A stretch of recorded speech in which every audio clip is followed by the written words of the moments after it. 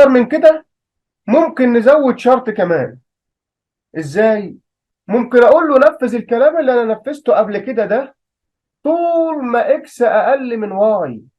طول ما اكس اقل من كام؟ من واي. خد بالك دلوقتي انت مديله الرينج بتاع اكس من 0 ل 4، حلو، ورينج واي من 0 ل 4، حلو، وبقول له نفذ ده طول ما قيمه اكس اقل من واي. يعني هياخد 0 و0 عادي، 0 و1 عادي، 0 و2 عادي، و3 و4 ماشي، 1 و0 مش هينفع. انا بقول له نفذ طول ما اكس اقل من ايه؟ من واي، يبقى هيسيب دي. 1 و1 لا مش هينفع، لان واحد مش اقل من الواحد. 1 و2، 1 و3، 1 و4 هينفع. طب 2 و0 مش هينفع، 2 و1 مش هينفع، 2 و2 مش هينفع، 2 و3 هينفع وياخدها، 2 و4 هينفع وياخدها. طب 3 و0 مش هينفع، 3 و1 مش هينفع، و2 و3 مش، 3 و4 دي الوحيده اللي هتنفع. طيب وهكذا هيفضل ماشي لغايه ما ايه؟ طول ما عناصر اكس اقل من واي هينفذ لي الجمله دي. عشان كده خد 0 مع كل عناصر واي لغايه 4. وبعد كده راح على 1 و0 ما ينفعش، 1 و1 ما ينفعش، 1 و2 ينفع لان اكس اقل من واي. طيب الحاله دي ينفع. 1 و3 ينفع، و4 ينفع. طب 2 و3، 2 و0 ما ينفعش، سابها. 2 و1 لا، 2 و2 لا. 2 اقل من 3 ياخد 2 و3، 2 اقل من 4 ياخد 2 و4. طب 3 و0 لا، 3 و1 لا، و2 لا، و3 لا، و4 ينفع. طب 4 و0 هيلاقي ان الاربعه مش اقل من اي عنصر من عناصر واي، وبالتالي مش هياخدها في حساباته. شفت ازاي بقى بنغير في الرينج وكمان بديله شرط؟ خد بالك، لو انت عايز برضو تغير اكتر من كده غير، مفيش اي مشكله. برضو اكس وواي، واكس في الرينج. بص بقى اهو لعبنا في الرينج اهو من 5 لغايه 10 وخد رقم وسيب رقم، وواي في الرينج من 5 لغايه 20 وخد رقم وسيب رقم. ونفذ لي الكلام ده طول ما اكس اقل من مين؟ طول ما اكس اقل من واي. يبقى برضه هياخد، حط الرينج كده قدامك 5، وهيسيب رقم يبقى 7، هيسيب رقم يبقى 9، هيسيب رقم يجي ياخد 11 هيلاقيها مش معاه، يبقى 5 و7 و9 ماشي. مع مين؟ مع 5 طبعا هتاخد رقم مع 5 و10 و15 و20، وتاخد مره الخمسه مع جميع العناصر. هتيجي تاخد 5 و5 لا مش هتنفع، ده 5 مش اقل من 5، يبقى هتاخد 5 و10 و5 و15 و25 ماشي. طيب الرقم اللي بعديه 7، هل 7 اقل من 5؟ لا. طب 7 اقل من 10؟ يبقى اخدها، وهكذا لغايه ما ايه؟ لغايه ما يخلص. وبالتالي لما اجي اقول له رن هيقول لي 5 اقل من 10 فخدتها، لكن ما كانتش اقل من 5 فعشان كده كنسلتها. واقل من 15 واقل من 20 كويس. 7 مش اقل من 5 ما خدتهاش، 7 اقل من 10 خدتها، 7 اقل من 15 خدتها. وهكذا مع باقي العناصر اللي هي موجوده عندي. تعالى بقى اقول لك على حته مهمه جدا. قد يكون الرينج بتاعي عبارة عن حروف مش أرقام. إزاي؟ هقول لك مثلا أنا عندي متغير اسمه A، و A عبارة عن سترينج وجواه الكلام اللي أنا كاتبه بالشكل ده. كويس. ماذا لو قلت له امسك حرف حرف واظهره لي منفصل على حدة؟ في الحالة دي ممكن نستخدم الدالة فور أو الأمر فور عشان نفصص الجملة ديت لحروف منفصلة على حدة. وفي الحالة دي كأني بقول له طول ما انت في المدى بتاع طول السترنج اللي اسمه ايه، اعرض لي حرف حرف. اعرض لي مين؟ اكس اللي هو حرف حرف. ليه؟ لان اكس هو اللي شايل المدى. المدى بتاعنا مين بقى؟ طول ايه. هو اللي شايل المدى بتاع مين؟ بتاع طول السترنج اللي اسمه ايه؟ طول السترنج اللي اسمه ايه. تعالى نفصص الكلام ده واحده واحده. في البدايه هو هيروح يجيب طول المتغير اللي اسمه ايه. مش انا بقول له هو هينفذ اللي في الداخل الاول اللي هو لينس ايه. ما هو لينس ايه؟ هيروح يجيب لي طول السترنج بتاع ايه. هيقول لي مثلا 40، 30، 20، 50 ايا كان هو طول الايه الاحرف اللي هي او السترنج اللي هو مكتوب ده. حلو جدا. هيطلع مثلا بقيمه 40، يبقى كاني بقول له طول ما اكس في الرينج بتاع 40 يبقى هيشيل ده كل ده ويحط مكانه القيمه. حلو. رينج 40 يعني ايه؟ يعني اكس طول ما هي من 0 لغايه 39. حلو. اعمل برنت اكس يعني هي برنت مره 0 ومره 1 ومره 2 تحت بعض كده في عمود. كويس جدا. يبقى انا بقول له طول ما انت في المدى ده اعرض لي قيمه اكس. وبالتالي لما اجي اقول له برنت الجزئيه دي ايه اللي حصل؟ لا ان المدى او الطول بتاع قيمه المتغير اللي اسمه ايه اللي هو السترنج ده لقاه 34، اللي هو من 0 لغايه 33. من 0 لغايه كام؟ من 0 زي ما احنا شايفين كده لغايه 33. معناه ان السترنج ده طوله كام؟ طوله 34. حلو. يبقى كأني بالظبط شلت اللينس اوف اي وحطيت مكانها 34، وكأني بالظبط بقول له فور اكس ان رينج 34، يعني طول ما اكس في الرينج من 0 لغايه 33 برنت اكس، يعني اطبع لي قيم اكس اهو. يبقى اول مره كان بزيرو طبع لي زيرو، هيروح ثاني مره اكس بكام؟ بواحد، هيطبع لي واحد، هيلف تاني اكس بكام؟ باثنين، وهكذا لغايه 39 لغايه 33، فقام طابع لي 33. يجي يطبع 34 هيلاقيها لا بره الرينج، فهيقوم خارج من الامر فوق. كويس جدا.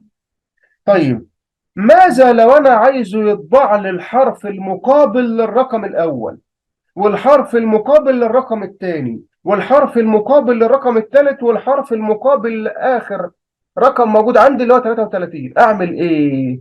هقول له تغيير بسيط جدا. شوف فور اكس ان رينج برضو في اللينس بتاع ايه حلو، بقول له ايه؟ ما بقولوش بقى برنت ايه، ما بقولوش برنت اكس، ده بقول له برنت مين؟ برنت اي اوف اكس. برنت ايه؟ اي اوف اكس. كاني بقول له مره اي اوف 0، المره اللي بعديها اكس تبقى بواحد يبقى اي اوف واحد، المره اللي بعديها اكس تبقى باثنين يبقى اي اوف اثنين، المره اللي بعديها اكس تبقى بثلاثه يبقى اي اوف ثلاثه، وهكذا لغايه اي اوف 33. يبقى تعالى كده نقول بالراحه. هنا زي ما قلت لك هيديني الرينج بتاع اكس من طول السترنج اللي اسمه ايه؟ من طول السترنج اللي اسمه ايه. كويس جدا. بعد كده بقول له روح هات العنصر المقابل لرقم معين. هو روح هات العنصر المقابل لرقم معين، صح؟ في الاول خالص هيبدا باكس. اكس كانت بادئه بكام؟ بصفر، لان الرينج من 0 لغايه 33. اكس بصفر، ينزل يقول له برنت ايه اوف صفر، هيطبع لي اول حرف اللي هو كي. بعد كده اكس كمان تبقى بكام؟ بواحد، لازالت في الرينج، يبقى ايه اوف واحد اللي هو الحرف الثاني اللي هو اتش. بعد كده رينج باثنين وثلاثه واربعه، يبقى كاني بقول له روح اطبع لي مين؟ اطبع لي ايه اوف جميع ما هو الحرف المقابل للاندكس 0 و1 و2 و3 و4 لغايه اخر حرف. وبالتالي لما اقول له اعرض لي النتيجه هيقول لي اهو في الاول خالص كي كانت هي الحرف المقابل للاندكس 0 اهو جابها لي اهي، اتش الثاني الثالث، وهكذا لغايه الحرف المقابل للاندكس 33 اللي هو كان اخر حرف اللي هو مين؟ اللي هو كان حرف الام. طيب بفرض اني عايز اكتب جمله معكوسه. فرض اني عايز اكتب ايه؟ اكتب جمله معكوسه. تعال نشوف ازاي نكتب جمله معكوسه.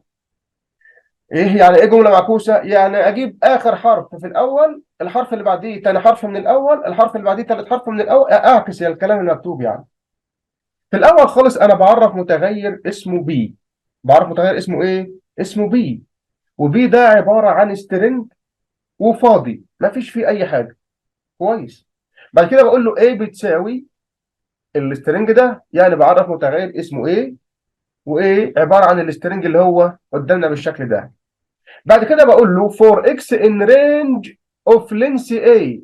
خلاص بقى ده عرفناها. بقول له ايه؟ بقول له هات طول الرينج بتاع السترنج اللي اسمه ايه وحطه في متغير اسمه x.